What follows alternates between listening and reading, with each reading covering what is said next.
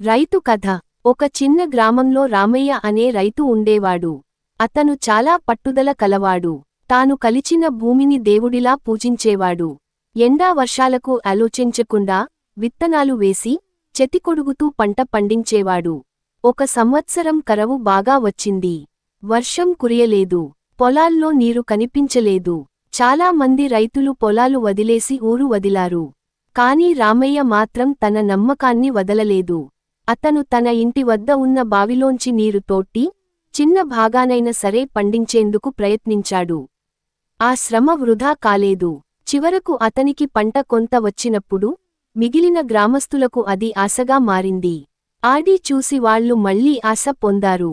రామయ్య లాంటి రైతుల వల్లే మన భవిష్యత్తు ఉందంటారు అని అందరూ అనుకున్నారు.